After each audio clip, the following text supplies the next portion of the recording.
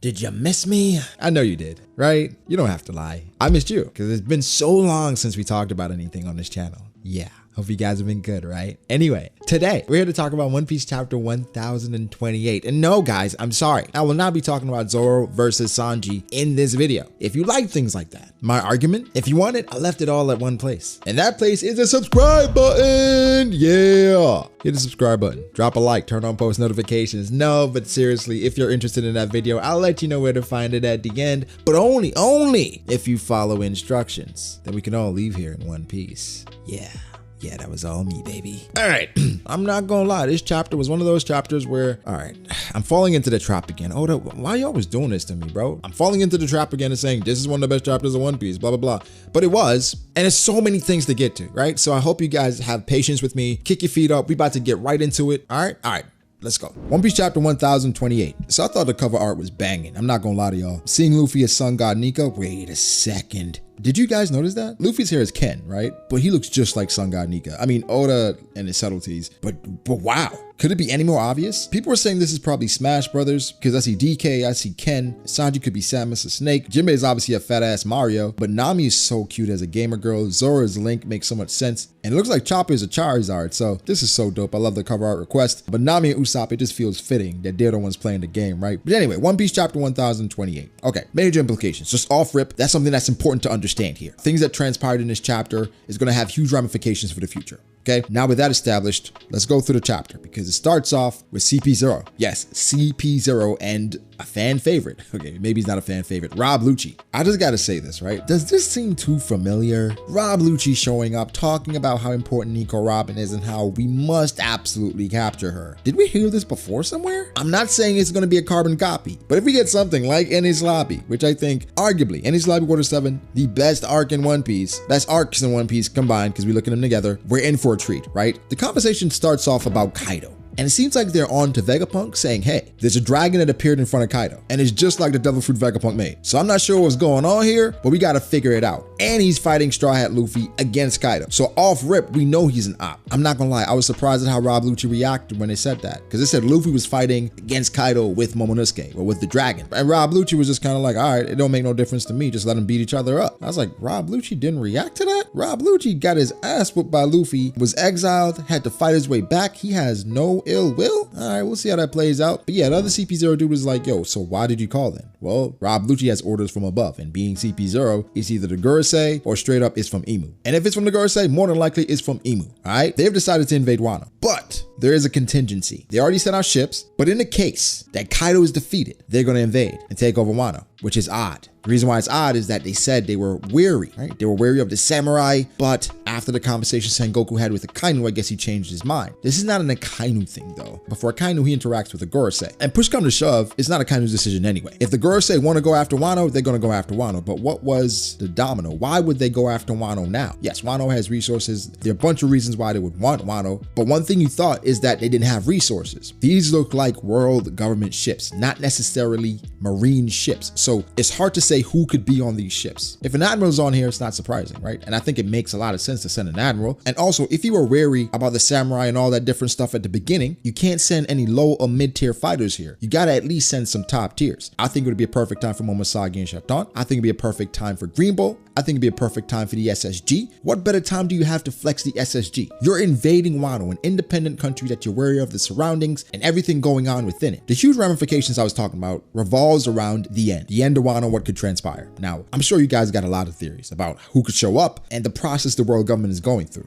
Has the cleansing begun? These resources, is this a result of a W they got somewhere else? Buggy, Boa Hancock, Weevil, Mihawk. Mihawk, very unlikely, but I'm saying they've shifted. And also they said Kaido is unlikely to be defeated. So why would you send ships all the way to Wano for somebody that's unlikely to be defeated? Something is up. I don't think that's necessarily the only reason why they're there, or the reason why they're there, or something else has spurred this. Now, as I said, the numbers have gotten a lot closer. They went from looking like they had no chance to now it's just 12,000 versus 8,000. That's not a crazy gap, especially considering it came from 30,000 to 5,400. I mean, seeing Kaku and Rob Lucci again, that was dope. Seeing Stissy again, I mean, you know, it's Stissy, it is what it is. But like I mentioned at the beginning, this feels oddly familiar. Rob Lucci saying to capture Nico Robin, did you guys not learn your lesson? That doesn't work here. Now, this has been reiterated time and time again, not only in this arc, But the previous arc, the Nico Robin, now's the time people are gonna come after you, right? Now's the time where you gotta keep things close to the vest. Now's the time that you gotta be alert. And the person that's with Nico Robin right now is Brook. We can't forget though, Brook didn't really get a fight in Wano so far. He's been support. He supported Nico Robin, took out those other chicks. Does Brook actually get a fight against CP0? Because Brook can't fight all CP0 by himself, I don't think. Robin is kind of spent. I'm not gonna lie. It's lining up for Brook to be Nico Robin's bone and shining armor.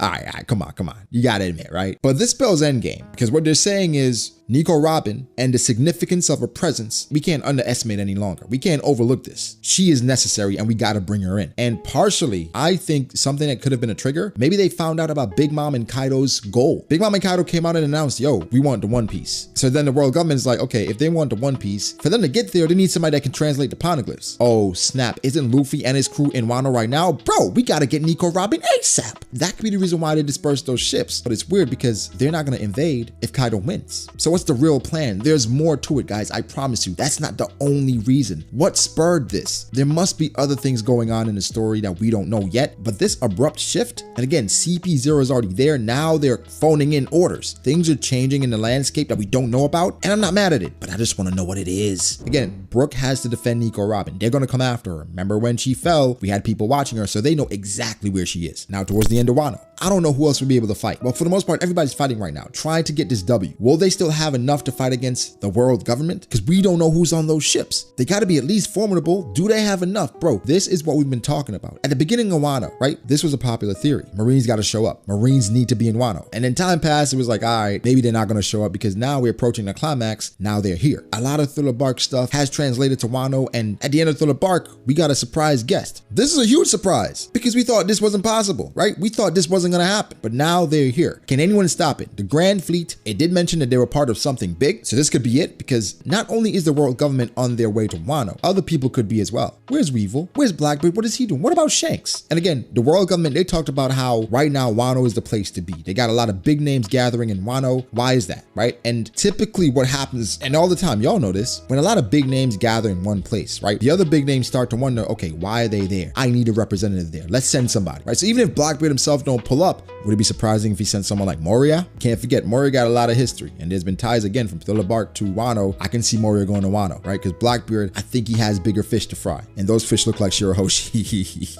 He's either going after Fishman Island, right? Either way, he's going after an ancient weapon. Blackbeard may be the first person we see with Uranus, and I'm not joking. But I guess the popular thing today is that he's going to Alabasta, right? Because that's what they were talking about, the Vivi stuff, how it connects to Sabo. It fits too perfectly, because if they're not going to do nothing with it, I might as well make my move. That's what Blackbeard is going to do. So that's something we're anticipating. Now, Momonosuke. We gotta chill. We gotta chill. We gotta stop. A lot of people been shitting on Momonosuke recently, saying, yo, you're an adult. You gotta act better. Momonosuke now has the duty to do something, right? Even greater than his father did. He gotta lift up an entire country. You feel me? He gotta lift up an entire island. And he just got this body. He just became an adult, right? And it's only 5 minutes away. Think about that pressure. Yo, I understand. He can be annoying, but bro, give him a chance. It's a lot riding on him right now. And Yamato going down below, it's funny, because if you believe in him, you stay there. I always go back to this, but Rayleigh said true power is no doubt. And for Momonosuke, he can't help but feel a little, you know what I'm saying? You told me you were with me. Now you're talking about you about to go down and disarm bombs? Yamato, when was you part of the tactical team? You supposed to be with me. Yo, I'm not gonna lie. Every time Yamato leaves Momonosuke, something bad happens. Like every time she's about to leave him, something goes awry. I think Oda's setting it up for something to go wrong. Maybe Momonosuke doesn't do it, but we really gotta see. I know some people are just like overlooking this part of the chapter because for all intents and purposes, it was the slowest part of the chapter, but this is just as important as anything that's going on. This dude has to stop this or people in the capital are gonna die. A lot of people. And Momonosuke, that cannot happen on your watch. You're about to be the future shogun of Wano. These are your people. You better do something, boy.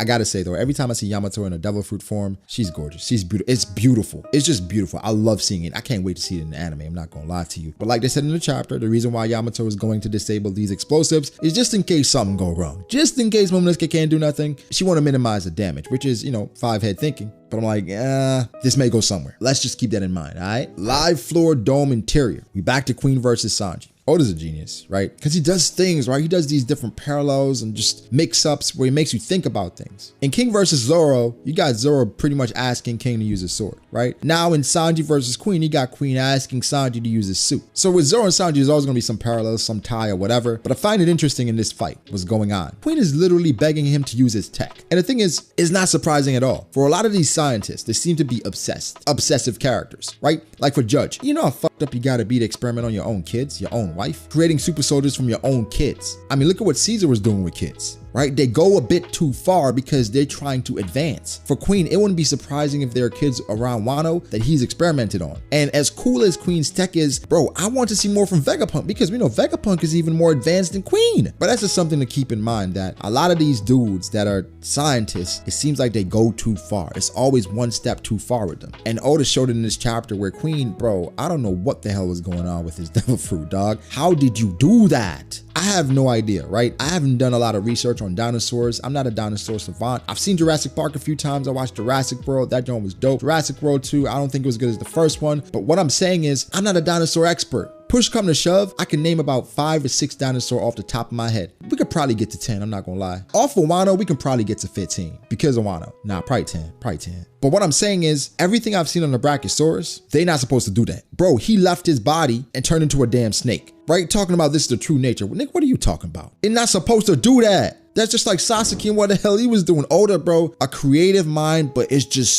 so weird. And we love it because, bro, I was legitimately cracking up at this point because I did not know where we were going with this. A snake? It's, bro, top 3 funniest moment in Wano. Top 3, and it might not be 3. I'm not lying to y'all. This was epic. This was it. Now, other than Queen leaving a fleshlight behind, we got Sanji, and he'll be the topic of conversation this week by a lot of people for various reasons. Wait, one thing, I forgot to talk about who I see showing up at the end and why it's major ramifications. We gonna go back to that in the end, right? I'm gonna just finish talking about Sanji right now. Okay, the Queen gag aside, right? Queen is so stupid. We got blown up twice by his launcher. Sanji's bones got broken, and it seems like Sanji has awakened the same ability like Yanji, Niji, Ichiji, and Reiju. He is now a modified human, right? Now, his exoskeleton, that's what they call it in the story. I saw people going in, oh, it's not exo, it's endo. He already has a skeleton. The exoskeleton is a hardened shell outside of that, right? That's why it's the exoskeleton. That's what they call it. Why y'all going against the story, my boys? That's what it is. Anyway, he's unlocked his exoskeleton. Now, for each of the Vinsmoke, they seem to have affinity for certain things. Poison pink, Winch green, Ichiji was something, Niji was something, right? And it was all because of the lineage factor. Judge was using different animals and taking the DNA, the lineage factor, incorporating it in some way. That's why we got the kids. They had an affinity for different things, using special powers even outside the raid suit. Now for Sanji, he's using fire, right? And that's why the Lunarian thing has been a topic of conversation, because that could probably be his affinity. So Sanji's power up may not be done. Now, there's some conspiracy theories out there talking about Judge. Sanji's suit was modified for this to happen, right? And some people even talking about Whole Cake Island is a contradiction. What are y'all talking about? Did y'all read the same thing? Okay, first off, Sanji's mom, right? She did all that, sacrificed herself, poison, all that, died for Sanji to retain his emotions. Yes, this could have been resolved in Whole Cake Island, where you could have Sanji unlock that, but I think in Wano, it probably is much more impactful now I think about it, because Wano is, the theme for the most part has been identity. There's so many identity issues all around. People are trying to find themselves, right? Understand themselves, where they fit in, why things are the way they are. From Kanjuro to Orochi to Yamato to Sanji to Zoro, we're finding out the true identities of a lot of people. And we can't forget about the man that Zoro is fighting. He's fighting King. Literally no one has ever seen him. And we're about to find out his true identity. Kaido as well. We don't know much about him, but we know that mask is about to be pulled back, figuratively, for Kaido. So just like his right hand, he definitely has a mask that he wears as well. I went back and reread some things about Kaido, where Kaido talks about pirates. When they know you're gonna lose, they just run away. Is that what happened to you, Kaido? So we gotta find out some more things. So in Whole Cake Island, we find out that Sanji's mom was trying to make sure he retained his emotions. Sanji did that. This is adding another layer to that. It is not contradicting anything. The identity issues for Sanji, I think you gotta come to terms with your Vinsmoke, man. I know how much you're trying to run away from that, but it is what it is. Oda has done this before, not necessarily with Sanji, but with someone like Ace. Fighting with identity, running away from your name. Trying to do something so extravagant that they forget about your name. You wanna be greater than your name. Sanji, remember when Sanji said they don't know about him now, but in the future he's gonna be the most wanted one or something like that? I wonder if there's some correlation here. I don't know, but that was a weird statement, and it gets even weirder now. Of course, the easy thing is that, oh, he's a Germa. At some point, Sanji got to accept it. These repressed feelings that he has is hindering him. And now at this point, he's modified as well. Bro, you cannot deny it anymore. You can be them without being them, if that makes sense. What they represent as the Vinsmoke, you can change that. You will probably be the most strongest Vinsmoke, the most popular Vinsmoke. You can change how people perceive the Vinsmoke. Oh, Vinsmoke Sanji, when I met him, perfect gentleman. Vinsmoke Sanji, when I met him, chivalrous dude. You can change that, but you have to accept it. We have Queen coming across Sanji's head with a blade, and Sanji thinks, I don't want to be a monster too. Sanji, you are part of Germa, but you are not a monster. Well, you're part of the monster trio, but when you view it that way, you can change the narrative about this, bro. You are the perfect soldier. You are Luffy's shield. Zoro is his sword. And at this point, you gotta accept both sides. The emotions from your mom and your strength from your dad. Whether or not you chose to be this way, this is what you are. You don't have to be a monster just because you're modified. You're clearly the perfect experiment. That sounds weird, but you are what they were trying to achieve. You are perfection in those eyes. You are literally the perfect Germa. Emotions plus strength. You are Luffy's shield. Zoro is Luffy's sword. The wings of the Pirate King. It's so perfect. What I wonder about is if Sanji would have unlocked this if Judge was patient. If he was patient and he wasn't forcing everything on Sanji, just letting him grow up like a regular person, right? Still have him trained, but how he discarded his only son, well, how he discarded his son and treated him like trash. Now this son is literally the perfect experiment, the best that you have.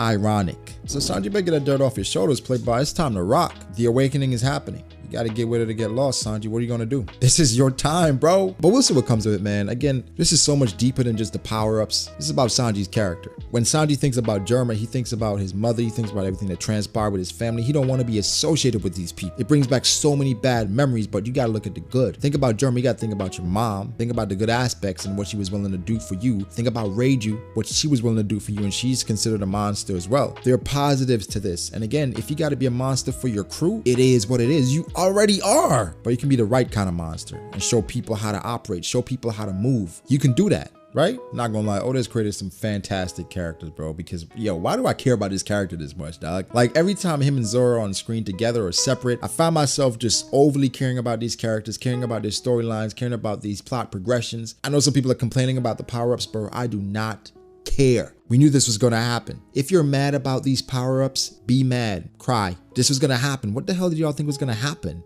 That they were going to get bodied and lose? No, they had to grow. And they had to be put in situations in which they could grow. And here we are. But again, Oda's a very poetic writer. Having modified Sanji, realized this about himself against Queen, who has modified the hell out of his body. So essentially, I think for Queen, it could be a feather in his cap if he defeats Judge's tech. Like, we don't know how that relationship soured, how it ended. So this could be a feather in his cap where he wants to take out Judge's tech while it's being used. Because something as well as scientists, they always compare themselves. Caesar's always comparing himself to Vegapunk, right? But he knows he can't stack up. So if he can get a one-up somewhere, he's gonna take it. So that could be something else that's in play. Does Judge get a small W here? I don't know. I mean, this is what he wanted, right? So in a way, he got what he wanted and Sanji's mom got what she wanted. Now we got to see what Sanji wants. Yeah, he'd rather not be a Vinsmoke. He'd rather not be modified, but acceptance is gonna come first, playboy. But yeah, towards the beginning of the chapter, right? We talked about who could show up and help the Straw Hats. I mentioned the Grand Fleet. I was like, yeah, that's probably possible. But we talked about other players who could show up as well. Bro, I'm thinking Shanks could show up again and stop all this from going down. Also, is anybody else confused as to Rob Lucci's rank? Is he ranked higher than that short dude, that short CP0 agent? Because how he's talking to him, it doesn't seem like Rob Lucci's talking to a superior. It almost feels the other way around. So I'm like, is Rob Lucci the leader of CP0? I was hoping for somebody to be higher than him. I'm not gonna lie. CP0, like what I have in my head is just somebody that's probably around the admirals. But maybe I'm just overstating it. Maybe this is what it is. But you can't tell me. And I mentioned this in my review of the chapter about one of my favorite arcs in One Piece, Enies Lobby, and how it changed just how I viewed this story. This don't feel similar to y'all, like I mentioned. Baby, I swear it's deja vu, right? They want Nico Robin.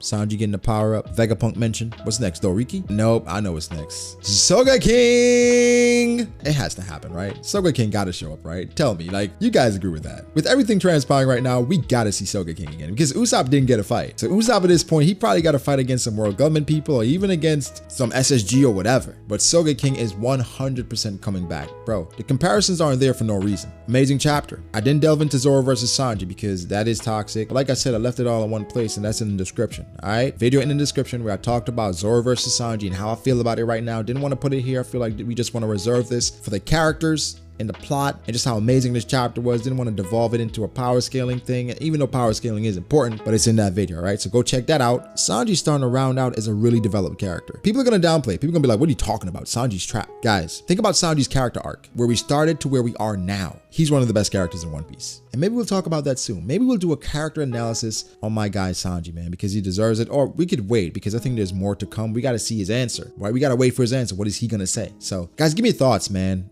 Amazing chapter. Let me know what you think. Make sure to like the video if you did. How do you feel about the power-ups? Do you think they're too crazy? I mean, Queen went across Sanji's head with an attack and didn't phase him. Didn't phase him. Again, if you want to talk some more power scaling, how I feel about the power-ups, all that different stuff, link in the description to that video. You can go check it out. Again, like the video if you did. Subscribe to the channel for more content like this. Follow me on Twitter at BrockD.Ace. Follow me on Instagram at BrockD.Ace. Thank you to my patrons. I appreciate you guys all so much, guys. Again, like and subscribe, and I'll catch you in the next one. Peace.